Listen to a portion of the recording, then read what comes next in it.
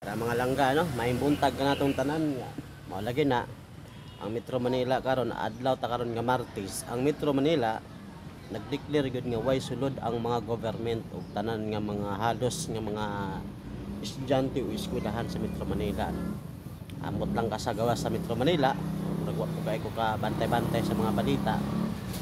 Murag action gud mingaw na pod gahapon holiday. Sunda na pud karon way sulod ang mga Ginoo, sulod ang gobyerno. Unsa naman ang kasamukan niya, pero way ulan. Sa man pag-asa ni. Napa bay pag-asa wa may ulan. Pero ambot lang po kaon niya taod-taod hapon basin po daig mo ulan. Yung oras na to, alas 10 na sa buntag.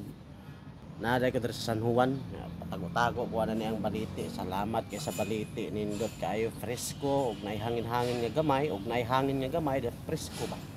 Muna akong ganahan nga mga pwesto mga langga samtang nagpaabot-paabot nagpasahero. Ay Ginoo, no pinangumbitay-kumbitay mga kuan no. Kita niyo na. Suda nagbulak ba. Kung sa tuwa pa sa Bisaya ng mga langga, tawag na bunot. Bunot nga gi-design para tanganan og bulak, pero wa siya bulak. Ambot og asang bulak, wa ba gigawat ng bulak ana. Kamera, tagap. Asa San Juan day ko mga langga. Gikan ko og Ortigas. Nakaduha pa jud ko pasahero, ikaduha tong gihatag nako der. 70 pesos. Ay na lang gyud aron makapalit pud og tigom-tigom na siya hantod niyang gabi eh. Kataka pasahero kay mo lagi walang pasok ang Metro Manila. Maliban lang sa mga private na. Pero doon sa mga government, mga level sa eskwelahan, way sulod. Atong tubangan di ay mo ni gitawag og Armac man is to agad. San Juan Rosario, di ba? Mo niya ang tatak mga langga. Ay Ginoo ko. Action giglaay ang gatong kinabuhi mga palangga ano. Mingaw kay wa man kay tao. Tong likod. Magawas ta diha, pwede ta madto Cubao. Tanan nga exit nga area pwede ta diha. Cubao, Santa Mesa, Manila, pwede kay ta diha tanang area mga palangga. Mo exit.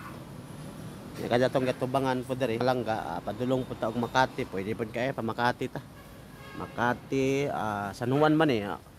Ang boundary San Juan, Mandaluyong na po karon, Mandaluyong, Makati, Pasay, Taguig na pod mga langga. Haragid na ato ang kuan.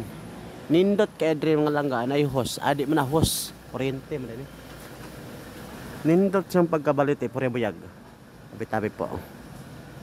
Makapasilong gyud ka og init kay panahon. Nindot siya, bugnaw.